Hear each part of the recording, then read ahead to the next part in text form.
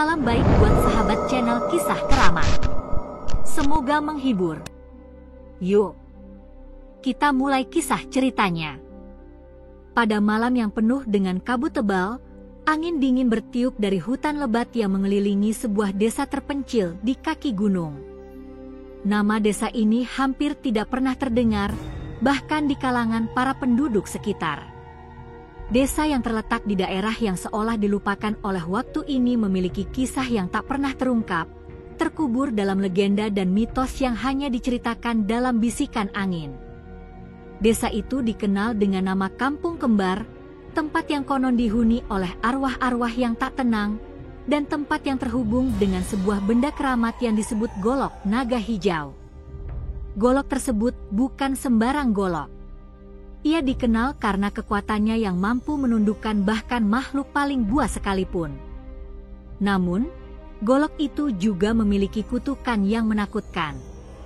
Siapapun yang menyentuhnya, kata orang-orang tua di desa, akan terperangkap dalam lingkaran maut yang tak bisa dihentikan. Tahun demi tahun, cerita tentang golok itu semakin hilang.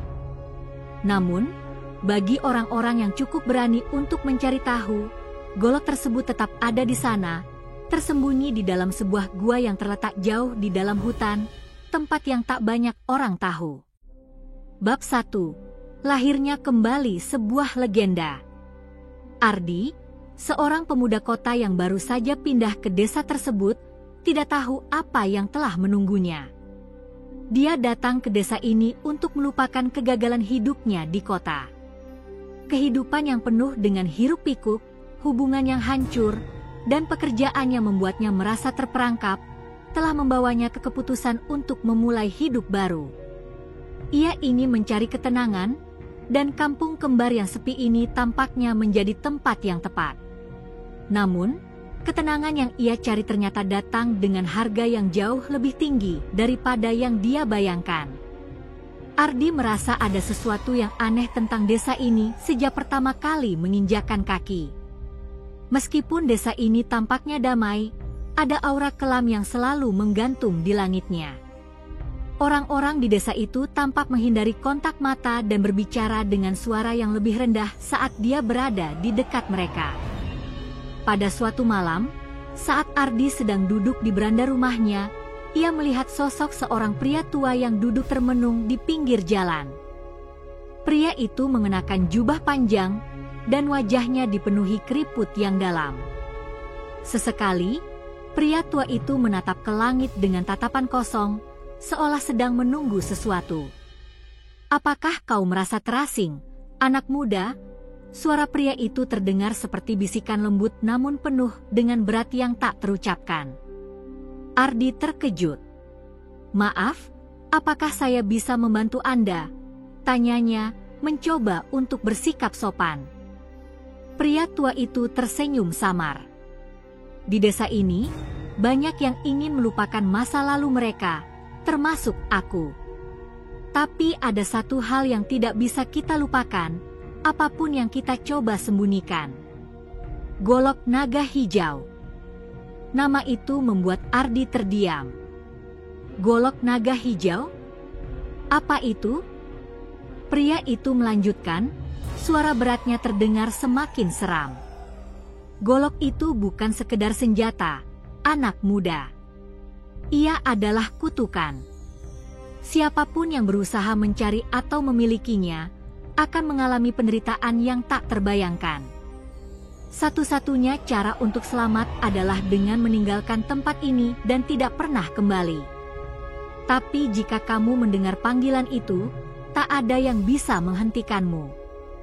Mata Ardi membesar. "Panggilan apa? Apa maksud Anda?" Pria itu menatap Ardi dengan tatapan yang tajam. "Golok naga hijau akan mencari pemiliknya. Dan ketika ia menemukannya, ia akan membawa kehancuran. Terlepas dari apakah kau percaya atau tidak, aku peringatkan kau, jangan pernah mencarinya." Ardi merasa ada sesuatu yang mencekam di udara malam itu. Tapi di saat yang sama, rasa penasaran mulai tumbuh dalam dirinya. Ia ingin tahu lebih banyak.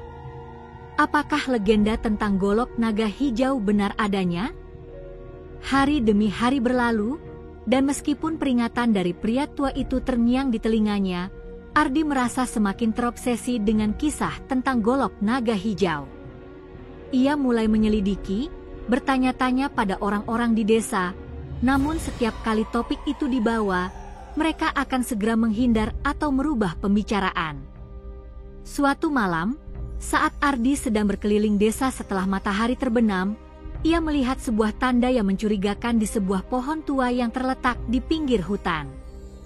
Tanda itu terlihat seperti ukiran yang sangat tua dan penuh dengan simbol-simbol yang tidak dikenalnya. Ada gambar naga yang terbelit di sekitar sebuah golok, dan di bawahnya tertulis kata-kata dalam bahasa yang tidak bisa ia pahami. Ardi mendekat dan mencoba membaca tulisan tersebut, namun saat ia menyentuh ukiran itu, tiba-tiba sebuah angin kencang berhembus dari hutan, membuat daun-daun berguguran seperti hujan. Tiba-tiba ia merasa ada sesuatu yang memanggilnya, suara lembut namun tegas yang mengarah ke dalam hutan. Suara itu mengalir dalam pikirannya, semakin keras dan semakin jelas. Golok naga hijau. Golok naga hijau. Suara itu berulang, seakan membimbingnya menuju suatu tujuan. Tanpa sadar, Ardi melangkah maju, memasuki hutan yang gelap dan penuh misteri. Setiap langkahnya terasa semakin berat, seolah hutan itu hidup dan menolaknya. Namun, rasa penasaran yang tak terkontrol membuatnya terus melangkah, menuju tempat yang tidak tahu ia tuju. Setelah beberapa saat berjalan, ia tiba di sebuah gua kecil yang tersembunyi di balik semak-semak lebat. Di dalam gua itu, tergeletak sebuah kotak kayu tua yang dilapisi debu tebal. Ardi merasa ada sesuatu yang aneh di dalamnya, sesuatu yang membuatnya merasa terikat oleh kekuatan yang tak terjelaskan. Ia membuka kotak itu dengan hati-hati, dan di dalamnya terdapat sebuah golok dengan gagang yang terbuat dari batu hijau yang berkilau. Ujung bilahnya tajam dan berkilat, seakan menantang siapa saja yang berani mendekat. Dan saat Ardi memegang gagang golok itu, ia merasakan sebuah energi yang mengalir ke seluruh tubuhnya, seolah sesuatu yang sangat kuat mulai menguasai dirinya. Namun, sebelum ia sempat merenung lebih jauh, suara pria tua itu terngiang kembali dalam benaknya. Tidak ada yang bisa lari dari golok naga hijau. Ardi memegangi golok itu dengan gemetar. Suasana di dalam gua semakin terasa mencekam, seolah udara di sekitarnya menjadi lebih berat. Gema suara langkahnya terdengar seperti teredam, seolah gua ini menyerap semua kehidupan yang ada di dalamnya. Perlahan, ia menarik golok itu dari kotaknya dan mengangkatnya ke depan. Kilau hijau yang memancar dari bilah golok itu tampak mengingatkan pada warna mata naga yang menakutkan. Namun, saat ujung bilahnya terangkat, Ardi merasakan sesuatu yang aneh. Seperti ada kekuatan yang menariknya ke dalam golok tersebut, membuatnya semakin sulit untuk mengalihkan pandangannya. Sesaat, ia merasa ada bayangan yang melintas di hadapannya, menyelubungi tubuhnya dengan gelap yang pekat. Golok naga hijau. Golok yang tak akan pernah terpisahkan dari pemiliknya. Tiba-tiba, suara itu terdengar jelas, suara yang sama yang mengingatkannya pada bisikan yang pernah ia dengar dari pria tua itu. Ia menoleh dengan cepat, namun tak ada siapapun di sekitarnya. Hanya kegelapan dan kelembaban gua yang menjawab. Dalam kebingungannya, Ardi merasakan tangan kirinya mulai terikat dengan golok itu, seperti ada sesuatu yang menariknya masuk ke dalam golok itu sendiri. Saat ia mencoba untuk melepaskannya, tangan kanannya terangkat tanpa bisa dikendalikan, menahan golok dengan kuat, seolah-olah benda itu mulai mengendalikan tubuhnya. Tiba-tiba, dengan kekuatan yang tak terduga, golok itu bergerak dan melepaskan cahaya hijau yang terang, menyorot ke seluruh gua.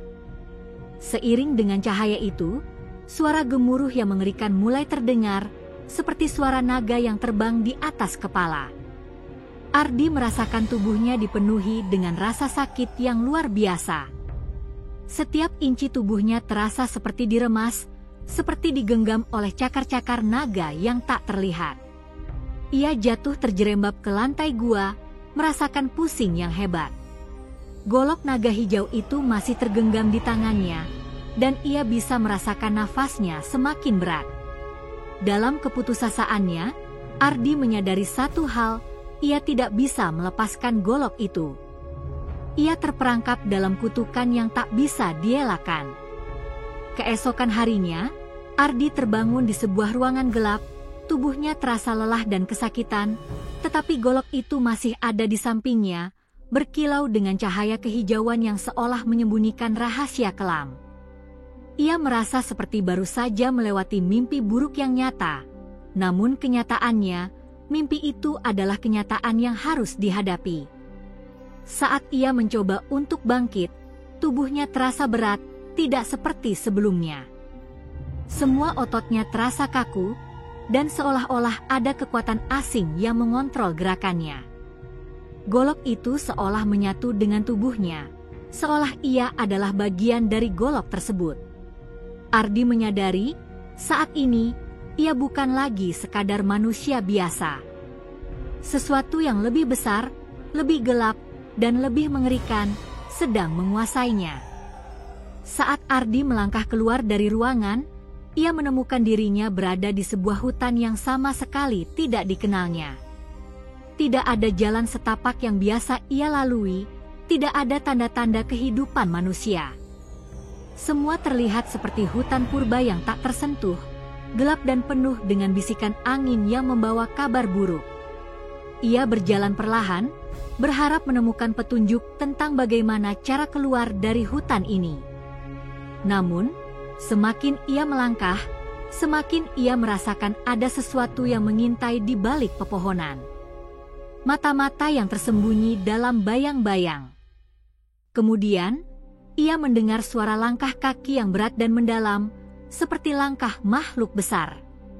Ardi berhenti, memicingkan mata untuk melihat lebih jelas. Dari balik pepohonan, muncul sosok yang sangat besar dan mengerikan, sebuah naga raksasa, dengan sisik-sisik berkilau berwarna hijau. Mata naga itu menyala dengan api yang panas, seakan menatap langsung ke dalam jiwa Ardi. Dan di dalam tatapannya, Ardi merasakan sebuah pengertian yang sangat dalam, sebuah pengakuan akan kutukan yang tak terelakkan. Naga itu mengeluarkan suara yang mengguntur, golok naga hijau kembali ke tempatnya. Kekuatanmu telah terbangun. Ardi ingin berlari, tetapi kakinya tak bisa bergerak. Ia berusaha untuk berteriak, namun suaranya terhenti di tenggorokan. Golok yang terikat di tangannya terasa semakin berat, seakan menarik dirinya menuju makhluk itu. Naga itu mengangkat kepalanya, mengeluarkan napas yang panas, dan diikuti dengan suara gemuruh yang membuat tanah bergetar. Golok naga hijau milikmu sekarang, dan akan memimpinmu. Jangan coba melawan nasibmu. Kekuatannya akan menghancurkanmu jika kau menolak. Suara naga itu menggema. Ardi merasa seperti terperangkap dalam dunia yang penuh dengan kegelapan. Apa yang harus ia lakukan? Mengapa golok ini menghubungkannya dengan makhluk ini? Apa yang sebenarnya terjadi?